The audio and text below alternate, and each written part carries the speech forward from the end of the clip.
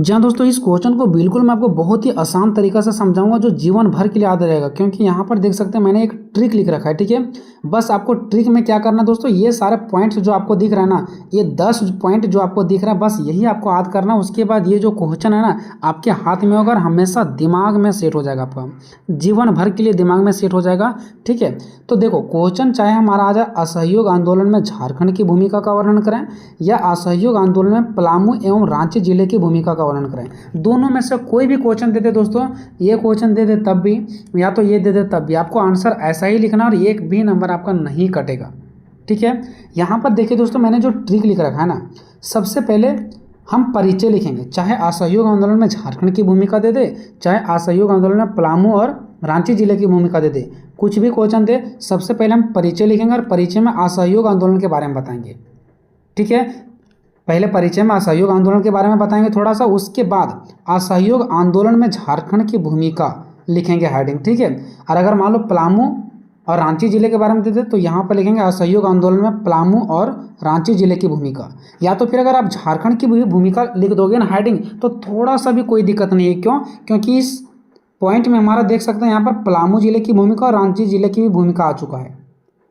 तो इस क्वेश्चन को समझने के लिए केवल ये 10 पॉइंट आप याद रखो, ठीक है। आदिवासियों की भूमिका आया था, स्थानीय नेताओं की भूमिका, सभी वर्गों की भागीदारी हुआ, रांची एक केंद्र बना, अन्य क्षेत्रों का भी प्रसार हुआ, यहाँ पर चोरा चोरी कांड भी हुआ, ब्रिटिश वस्तुओं का बहिष्कार किया गया, टाना भागत आंदोलन की भी भूमिका हुआ, पलामू जिले की भूमिका हुआ, रांची जिले की भूमिका हुआ, ठीक है। ये पॉइंट आपको याद रखना बस कि परिचय में हमको असहयोग आंदोलन के बारे में बताना है और असहयोग आंदोलन में झारखंड की भूमिका लिखना अगर झारखंड पर आ जाए तो, और अगर रांची और अगर आपका पलामू जिले पर आ जाए तो लिखना असहयोग आंदोलन में पलामू और रांची जिले की भूमिका। या तो फिर अगर आप ये वाला भी हेडिंग ही रहने दोगे ना, क्या असहयोग आंदोलन में झारखंड की भूमिका, तब भी कोई दिक्कत नहीं है। मतलब कुल मिलाकर के जैसे मैं आंसर लिख रहा हूँ वैसे ही आपको एग्जाम में लिखना है, चाहे क्वेश्चन ई वाला दे दे चाहे क्वेश्चन ए वाला दे दे, ठीक है। कुछ भी चेंजिंग नहीं करना आपको, बिल्कुल बहुत ही अच्छा नंबर मिलेगा क्योंकि बहुत ही बेस्ट तरीका से मैंने यहाँ पर लिख रखा है, ठीक है। चलिए, क्वेश्चन क्या है कि असहयोग आंदोलन में झारखंड की भूमिका का वर्णन करें,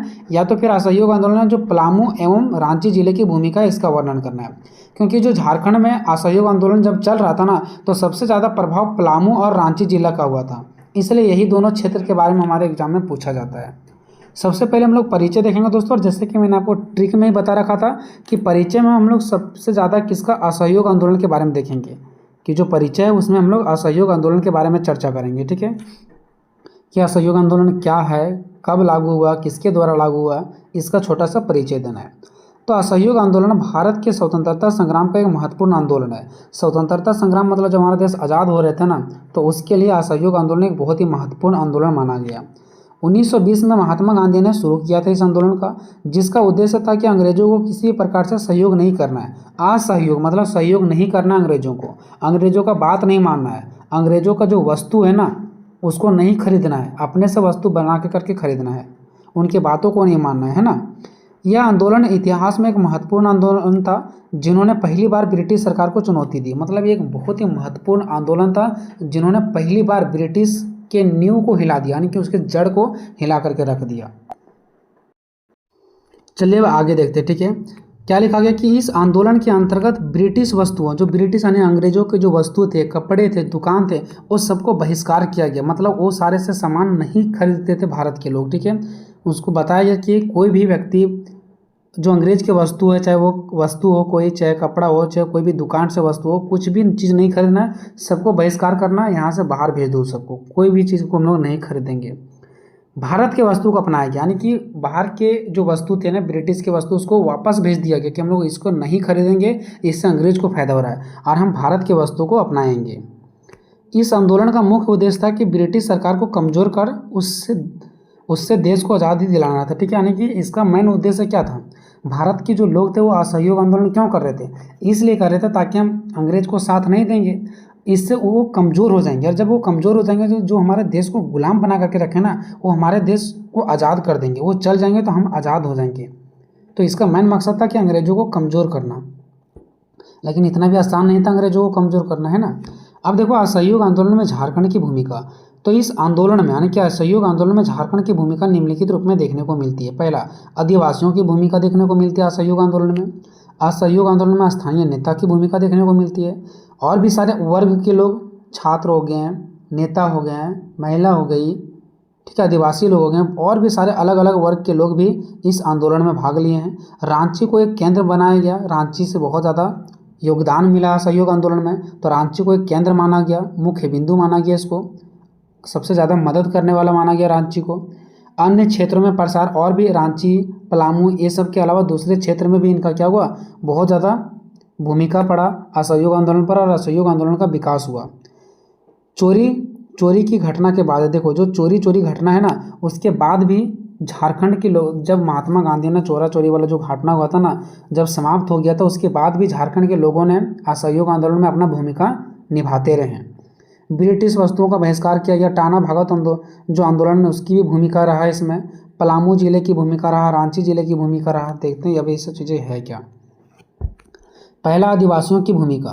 ताना भगतों ने, देखो ताना भगत क्या है दोस्तों, ये आदिवासी लोग हैं, और आदिवासी लोगों का कुछ समूह था, यानी आदिवासी लोगों का लगभग बहुत ज़्यादा लोगों का क्या था, एक समूह था, ग्रुप था, उसी को बोला जाता ताना भगत, क्योंकि वो ताना जाति से ही आते थे, ठीक है। तो आदिवासी लोगों का कुछ एक समूह थे जिसको बोला गया ताना भगतों। आप ऐसा समझो कि आदिवासी लोगों को, ठीक है। तो ताना भगतों ने असहयोग आंदोलन के संदेश को फैलाने में महत्वपूर्ण भूमिका निभाई, ठीक है। यानी जो ये लोग थे ना, वो असहयोग आंदोलन के संदेश को फैलाने में, कि सारे लोग जुट जाओ असहयोग आंदोलन में, अंग्रेजों को साथ नहीं देना, इन लोगों को भगाना है, ये सब संदेश फैलाना स्टार्ट कर दिए। वे कांग्रेस के झंडे लेकर लंबी दूरी तक पैदल जाते थे और लोगों को आंदोलन से जोड़ते थे। जो ताना भगत वाले लोग थे ना, वो कांग्रेस के झंडा, क्योंकि उस टाइम कांग्रेस पार्टी चल रहा था, ठीक है, तो कांग्रेस को झंडा को लेकर के, कांग्रेस हमारे भारत का प्रतीक था, तो इसके झंडा, एक लंबा सा झंडा को लेकर के दूर दूर तक पैदल जाते थे, और लोग इसको देखते थे और लोगों इसके और अट्रैक्ट होते थे, यानी कि लोगों को ये जोड़ते थे अपने साथ कि आओ अब अंग्रेजों को भगाना है। स्थानीय नेता की भूमिका, और भी ऐसे रांची में, पलामू में बहुत सारे ऐसे नेता थे जिन्होंने बहुत ही अहम भूमिका निभाए। तो देखो, गुलाब तिवारी का नाम है इसका, ठीक है, गुलाब तिवारी जैसे स्थानीय नेताओं ने रांची में लोगों को संगठित किया और विरोध प्रदर्शन का आयोजन किया। पलामू में वारिस इमाम जैसे वकीलों ने वकालत छोड़कर आंदोलन में पूरी तरीके से भाग लिया। देखो, पलामू में एक वारिस इमाम जैसे वकील के एक व्यक्ति थे, उन्होंने अपना वकालत करना छोड़ दिया और वो भी आंदोलन में पूर्ण रूप से भाग लिए। अगर नाम भूल जाओगे दोस्तों तो कोई दिक्कत नहीं, सीधा सीधी आपको लिखना है कि वहाँ के नेताओं ने भी इस आंदोलन में बहुत ज़्यादा भूमिका निभाएं, साथ ही साथ वहाँ के जो वकील थे ना, वो भी इस आंदोलन में सहयोग किए। तीसरा पॉइंट है सभी वर्ग की भागीदारी। छात्रों ने स्कूलों को बहिष्कार कर दिया कि अंग्रेजी के स्कूल में हम लोग नहीं पढ़ेंगे। मजदूरों ने हड़ताल करना स्टार्ट कर दिया और किसानों ने कर देना बंद कर दिया, क्योंकि अंग्रेज जो थे ना, वो किसान के खेतों से कर लिया करते थे। तो जो किसान लोग थे ना, वो कर देना बंद कर दिया सरकार को, जिससे ब्रिटिश शासन को झारखंड में चुनौती मिला, जिसकी वजह से ब्रिटिश सरकार को धीरे धीरे झारखंड से चुनौतियां मिलने लगी कि अब यहाँ के लोग इतना ज़्यादा टाइट हो गए कि हमको कर भी नहीं दे रहे, यानी कि जो टैक्स है वो भी नहीं दे रहे। तो झारखंड में जो असहयोग आंदोलन बढ़ता गया और यहीं से अंग्रेजों को चुनौतियां मिलना शुरू हो गया। रांची एक केंद्र बना। देखो, रांची असहयोग आंदोलन का एक महत्वपूर्ण केंद्र बन गया, ठीक है। इसको बहुत ज़्यादा मुख्य बिंदु माना गया रांची को, क्योंकि यहाँ से बहुत ज़्यादा सहयोग मिला असहयोग आंदोलन को। यहाँ कई बैठकें आयोजित हुआ है ना, यानी रांची में असहयोग आंदोलन से रिलेटेड कई सारा बैठक किया गया। और स्थानीय आर्य समाज हॉल में, वहाँ पे एक हॉल है, ठीक है, उसमें खादी प्रदर्शनी का आयोजन भी किया गया। और वहाँ पे क्या हुआ पता है, रांची में एक हॉल है, वहाँ पर बैठक हुआ और बैठक में बताया गया कि जो खादी है ना, इसी का प्रयोग हम लोग करेंगे। खादी कपड़ा मतलब होता है भारत का कपड़ा था ये खादी कपड़ा, तो वहाँ पर बताया गया कि खादी कपड़ा का ही हम लोग प्रयोग करेंगे, अंग्रेजों के कपड़ा दुकान वस्तु को बहिष्कार करना है। आगे देखते हैं अन्य क्षेत्रों में प्रसार। देखो, यह आंदोलन पलामू, संथाल, ठीक है, परगना और अन्य क्षेत्रों में भी तेजी से फैला, ठीक है। यानी पलामू क्षेत्र में, रांची क्षेत्र में, संथाल क्षेत्र में, परगना क्षेत्र में, अन्य क्षेत्रों में भी बहुत ही ज़्यादा तेजी से फैलना शुरू हो गया। छठा है चोरी की घटना के बाद। जब चोरी घटना खत्म हो गई, उसके बाद भी झारखंड के लोगों ने भूमिका निभाते रहे हैं। चोरी की जो घटना है ना, उसके बाद भी जब महात्मा गांधी ने आंदोलन को स्थगित कर दिया, मतलब समाप्त कर दिया, तब भी झारखंड के लोगों ने राष्ट्रीय स्वतंत्रता संग्राम में अपना भूमिका निभाते रहे, लड़ते रहे। ब्रिटिश वस्तुओं का बहिष्कार, विदेशी कपड़ों का बहिष्कार, खादी पहनने का संकल्प और चरखा चलाने का पहल, ब्रिटिश सरकार को भूमि कर ना देने का आंदोलन भी शामिल था। देखो यहाँ के लोगों ने क्या किया, जो विदेश की कपड़ा था उसको बहिष्कार कर दिया गया और बोला गया कि खादी पहनने का संकल्प लो, यानी कि भारत के ही कपड़ा को पहनने का संकल्प लो, चरखा चलाने का पहल लो। चरखा से जो वगैरह ऊन वगैरह बनाया जाता था ना, तो वो बताया गया कि अपने ही देश में अपना ही काम करो, अपना ही देश के लिए काम करो, और ब्रिटिश सरकार को भूमि कर नहीं देना है। ये सब चीज़ शामिल किया गया था इन लोग अपना असहयोग आंदोलन में। टाना भगत नामक आदिवासी समूह ने गांधी के उपदेशों का पालन करते हुए इस आंदोलन में बहुत सक्रिय भूमिका निभाई। जो टाना भगत के लोग थे ना, वो क्या करते थे पता, गांधी के विचार से बहुत ज़्यादा सहमत थे, तो गांधी जी के साथ कदम से कदम मिलाकर के उन्होंने बहुत ज़्यादा भूमिका निभाए। ब्रिटिश सरकार को कर देना बंद कर दिया, उसके कारण उनकी भूमि जब्त कर ली गई, लेकिन वे आंदोलन में डटे रहे। देखो क्या हुआ कि जो आदिवासी लोग थे ना, वो कर देने से मना कर दिया अंग्रेजों को। उसके बाद अंग्रेज लोगों ने जो आदिवासी लोगों का ज़मीन था ना, उसका हड़पना स्टार्ट कर दिया। फिर भी आदिवासी लोगों ने हार नहीं माना और आंदोलन को जारी रखें। नेक्स्ट है टाना भगत आंदोलन की भूमिका। टाना भगत आंदोलन जो पहले से ही चल रहा था झारखंड में, और उसी टाइम गांधी जी लेकर के आ गए असहयोग आंदोलन, है ना। तो इस समय गांधी जी ने अपने विचारधारा से जोड़ा, यानी पहले से झारखंड में टाना भगत आंदोलन चल रहा था, और गांधी जी ने जब यहाँ पर आए तो गांधी जी ने अपने विचारधारा से लोगों को प्रभावित किए, लोगों को जोड़े और अंग्रेज शासन का बहिष्कार किया और शराब और हिंसा का त्याग किया। उस टाइम जो शराब वगैरह, हिंसा वगैरह, जो शराब बिकता था उसका भी विरोध कर दिया गया, हिंसा का भी त्याग किया गया। हिंसा का त्याग का मतलब हो गया कि हम लोग हिंसा नहीं करेंगे, बल्कि अहिंसा के आधार पर हम लोग लड़ाई लड़ेंगे, शांतिपूर्ण से लड़ाई लड़ेंगे। पलामू जिले की भूमिका, अब देखो दोस्तों आ गया पलामू जिले की भूमिका। तो जो हमारा असहयोग आंदोलन चल रहा था ना, तो उस टाइम झारखंड में बहुत ज़्यादा भूमिका निभाए हैं, ठीक है। झारखंड के लोगों ने, झारखंड में बहुत ज़्यादा प्रभावित हुआ सहयोग आंदोलन, तो यहाँ के लोगों ने बहुत ज़्यादा भूमिका निभाई। और यहाँ के जिला में से एक मेन इंपॉर्टेंट आता है पलामू जिला और एक रांची जिला। तो अब देखते हैं कि असहयोग आंदोलन में झारखंड के जो पलामू जिला वो किस प्रकार से भूमिका निभाएं। तो पलामू जिले के असहयोग आंदोलन में निम्नलिखित भूमिकाएं रही, ठीक है। अब देखते हैं कौन कौन सा। तो पलामू जिले का थोड़ा सा पॉइंट यहाँ पर बड़ा है, ठीक है, ध्यान दीजिएगा। देखो ये सब पलामू जिले के बारे में एक्सप्लेन कर रहे हैं। पलामू एक पिछड़ा और गरीब क्षेत्र था, जहाँ के लोग ब्रिटिश शासन के अत्याचार, अत्यधिक लगान, मतलब जो अत्यधिक कर लगाया गया था, और बेगार से परेशान थे। जो इनसे कर लिया जाता था, अत्यधिक इसके ऊपर शोषण किया जाता था, ये सबसे ये परेशान थे। आंदोलन की शुरुआत में यहाँ के किसानों और आदिवासियों ने लगान ना देने और ब्रिटिश शासन के खिलाफ विरोध करना शुरू कर दिया। लगान ना देना मतलब जो कर टैक्स वसूलते थे ना अंग्रेज लोग, उसको लगान देने से इन लोगों ने मना कर दिया और विरोध करना स्टार्ट कर दिया, क्योंकि इन लोग बहुत ज़्यादा परेशान हो गए थे अंग्रेजों से। 1920 में कलकत्ता कांग्रेस अधिवेशन में पलामू के नेता धनी सिंह खरवार महत्वपूर्ण भागीदारी थे। देखो एक 1920 में एक कलकत्ता कांग्रेस अधिवेशन, जो कलकत्ता कांग्रेस था ना, इसके नाम से एक अधिवेशन हुआ, समझ जाओ कि एक बैठक हुआ, ठीक है। उसमें पलामू के एक नेता थे धनी सिंह खरवार, ठीक है। इन्होंने बहुत ही ज़्यादा महत्वपूर्ण भूमिका निभाई। वे वापस आने के बाद पलामू किला में एक सभा का आयोजन कर जंगल काटकर कपास की खेती का प्रस्ताव रखा, है ना। यानी जब वहाँ से वो वापस आया ना, कलकत्ता कांग्रेस अधिवेशन में, जब ये कलकत्ता कांग्रेस अधिवेशन हुआ, तो वहाँ से जब वापस आया ना, तो जितने भी सारे जंगल थे उसको काट करके वहाँ पर कपास की खेती उगाना स्टार्ट कर दिए कि देखते हैं अब अंग्रेज क्या करते हैं, जिससे क्षेत्र में स्वदेशी वस्त्रों का उपयोग को बढ़ावा मिला। अब देखो कपास की खेती से क्या होता है, वस्त्र वगैरह बनता है, कपड़ा वगैरह। तो कपास की खेती करना स्टार्ट किए लोग, और इससे अपने ही देश में अपना ही वस्तु, यानी जो वस्त्र है, कपड़ा है, वो बनाना शुरू कर दिए। धनी सिंह खरवार जो नेता थे, ठीक है, वो पलामू का राजा भी घोषित होता है, क्योंकि इतना इसके अंदर शक्ति था, तो इसको राजा ही कहा जा सकता है कि जंगल को काट करके अंग्रेजों के आंखों के सामने उन्होंने कपास की खेती करना स्टार्ट कर दिया कि अब देखते हैं कि तुम ज़मीन को कैसे छीनते हो और कैसे हमसे कर लेते हो।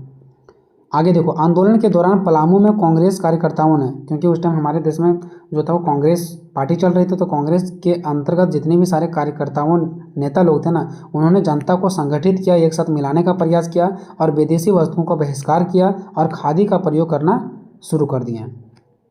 महिलाओं ने भी चरखा चलाना शुरू किया और घर घर खादी का प्रचार किया कि खादी के कपड़े पहनो। इस दौरान कुछ स्थानों पर ब्रिटिश पुलिसों से के साथ क्या हुआ, झपड़े भी हुई, मतलब थोड़ा सा बातों के साथ हुआ, ठीक है। यानी कि जब ये लोग क्या कर रहे थे, घर घर जाकर के प्रचार कर रहे थे कि अंग्रेजों का सामान नहीं लेना है, खुद से खादी का कपड़ा बनाओ और खादी का कपड़ा पहनो, तो इस टाइम थोड़ा सा पुलिस से इनका टकराव भी हुआ, लेकिन उस टाइम मारपीट नहीं हुआ, बल्कि अधिकांश आंदोलन शांतिपूर्ण तरीके से रहा, मतलब मुठभेड़ हुआ बातों से, ठीक है। किसानों, मजदूरों, छात्रों और आम जनता ने एकजुट होकर के असहयोग आंदोलन को जोरदार समर्थन दिया, ठीक है, जिससे ब्रिटिश शासन को पलामू जिले में भी कड़ी चुनौती मिला। मतलब ये सभी मिल करके अंग्रेजों के वस्तुओं को बहिष्कार किए, अंग्रेजों को कर देने से मना किए, जिससे अंग्रेज का नींव हिल गया पलामू में। अंग्रेजों को एक नया चुनौती मिला पलामू में। अब देखते हैं रांची जिले की भूमिका। तो असहयोग आंदोलन में रांची जिले का भी बहुत ही ज़्यादा महत्वपूर्ण भूमिका रहा। रांची में असहयोग आंदोलन का प्रभाव सबसे अधिक दिखाई दिया, क्योंकि यहाँ के प्रमुख नेता जो महात्मा गांधी के विचारों का प्रचार प्रसार किया, कांग्रेस के कार्यकर्ताओं घर जाकर के लोगों को आंदोलन में शामिल करने के लिए प्रेरित किया। देखो, जब असहयोग आंदोलन गांधी जी लेकर के यहाँ पर आए हैं, ठीक है, तो रांची के लोगों ने गांधी जी के साथ जुड़ते गए और घर घर जाकर के प्रचार प्रसार करने लगे कि असहयोग आंदोलन में सबको भाग लेना है, और असहयोग आंदोलन को बढ़ावा दिए यहाँ के लोगों ने, यहाँ के नेताओं ने। आंदोलन के तहत लोगों ने सरकारी स्कूलों का बहिष्कार कर दिया जो अंग्रेजों के द्वारा दिया गया था, और राष्ट्रीय स्कूलों में पढ़ाई शुरू की। यानी कि जो अपने देश का स्कूल है, जो अपने देश के अकॉर्डिंग चल रहा है, उस स्कूलों में पढ़ाई शुरू की, और जो अंग्रेजों के स्कूल थे उसको बहिष्कार किया, उसमें कोई भी पढ़ने से मना किए। ठीक है, यानी कि किसी को भी उसमें पढ़ने के लिए नहीं जाने दिया। बोला गया कि अंग्रेज के स्कूल कोई भी पढ़ने के लिए नहीं जाएगा, सबको मना किया जाए। विदेशी वस्त्रों का भी बहिष्कार किया गया। कर खादी कपड़ों को अपनाए। देखो, यानी कि जो बहिष्कार कर खादी कपड़ों को अपनाया, यानी कि जो विदेशी वस्त्र थे ना उसको बहिष्कार कर दिया गया, और अपना जो खादी कपड़ा है ना उसको अपनाया गया। 1921 की बात है। महात्मा गांधी के रांची आने की से जनता ने नया उत्सव उत्पन्न हुआ। इसके पहले पलामू में 1920 की बात है, उसके बाद बात आया 1921 में रांची में। ठीक है, तो जब 1921 में महात्मा गांधी रांची आते हैं ना, तो सभी लोगों के अंदर जोश उत्पन्न होता है कि चलो हम भी थोड़ा सा महात्मा गांधी से मिलें, और मिलने के क्रम में असहयोग आंदोलन में थोड़ा सा बढ़ावा भी मिल गया। हजारों लोग गांधी जी को सुनने के लिए इकट्ठे हुए, जिससे आंदोलन को और गति मिल गया। मतलब ये आंदोलन और तेजी हो गए। रांची में ताना भगत आंदोलन ने भी आंदोलन को सक्रिय किया और खादी उपयोग को बढ़ावा दिया। जो ताना भगत आंदोलन चल रहा था ना, तो ये रांची की बात है। रांची में भी जब ताना भगत आंदोलन चल रहा था, तो उस टाइम इस आंदोलन को सक्रिय किया गया और खादी उपयोग को बढ़ावा दिया गया। यानी ये आंदोलन जो ताना भगत आंदोलन था, वो असहयोग आंदोलन को आगे बढ़ावा दिए, और सभी लोगों को इससे रिक्वेस्ट किए कि आप लोग खादी कपड़ा का ही प्रयोग कीजिए। आंदोलन ने ग्रामीण और आदिवासी जनता को संगठित किया। ये आंदोलन जो थे ना, इससे क्या हुआ, जो ग्रामीण लोग थे और आदिवासी लोग थे, सबको एक साथ इकट्ठा किए और उन्हें राष्ट्रीय स्वतंत्रता संग्राम से जोड़ दिए इस आंदोलन से। साथ ही धार्मिक और सामाजिक सुधारों को भी बढ़ावा दिया गया। जो उस टाइम धर्म जाति भेदभाव होता था ना, वो सब भी खत्म कर दिया गया, और बताया गया कि हम लोग सब एक भाईचारा हैं, और भाईचारा रह करके ही हम लोगों को क्या करना पड़ेगा, आंदोलन करना पड़ेगा, तभी यहाँ से अंग्रेजों को हम हटा सकते हैं। यहाँ पर अगर हम लोग खुद में ही जाति धर्म करते रहेंगे तो फिर ये दिक्कत हो जाएगा। रांची ने कई बार स्वतंत्रता संग्राम के महत्वपूर्ण चरणों में भूमिका निभाई, जैसे नमक सत्याग्रह। रांची ने नमक सत्याग्रह जब हुआ था ना, पूरा देश का आंदोलन था ये, उसमें भी भाग लिए थे। अवंग्या आंदोलन आप लोग को नाम सुने होंगे, तो उसमें भी इन्होंने भाग लिया। कौन? रांची के लोगों ने। ठीक है, और छात्र और युवाओं ने भी भाग लिए। स्थानीय नेताओं जो थे जनता के सक्रिय समर्थन से रांची में असहयोग आंदोलन ने व्यापक जनसमर्थ पाया। देखो, स्थानीय जो नेता थे उसके द्वारा, जनता के द्वारा, ये सब के सहयोग से ये जो आंदोलन है ना, रांची में इनका बहुत ही ज़्यादा सहयोग मिला इस आंदोलन को, यानी कि असहयोग आंदोलन को। जन समर्थन प्राप्त हुआ, यानी कि लोगों का मत प्राप्त हुआ, और यह ब्रिटिश सरकार के लिए एक बड़ी चुनौती बन गया। उनको यहाँ से भागना मजबूर हो गया। अब देखो, निष्कर्ष आते हैं। असहयोग आंदोलन में झारखंड की भूमिका महत्वपूर्ण है और सक्रिय भी रहा। इस आंदोलन में झारखंड के आदिवासी, किसान, मजदूर, छात्र और व्यापारी वर्ग ने बढ़ चढ़ करके हिस्सा लिया। खासतौर पर रांची और पलामू जिले की भूमिका उल्लेखनीय है। मतलब यहाँ पर ज़्यादा भूमिका रांची और पलामू का है, जहाँ जनता ने आंदोलन को नया जोश, एकता और मजबूती प्रदान किया। आंदोलन में जुड़ते गए। इस आंदोलन में उन्होंने ब्रिटिश सरकार के खिलाफ सत्याग्रह, धरना प्रदर्शन, चरखा चलाने जैसे गांधी जी के आंदोलन के अहम अंगों को अपनाया। मतलब गांधी जी के साथ जुड़ते गए, उनके विचारों को मानते गए और उसके बताए गए रास्तों को अपनाते गए। इस प्रकार से क्वेश्चन हमारा खत्म होता है। दोस्तों, वीडियो कैसा लगा कमेंट में जरूर बताइएगा। मिलते हैं नेक्स्ट वीडियो में, तब तक जय हिंद, जय भारत।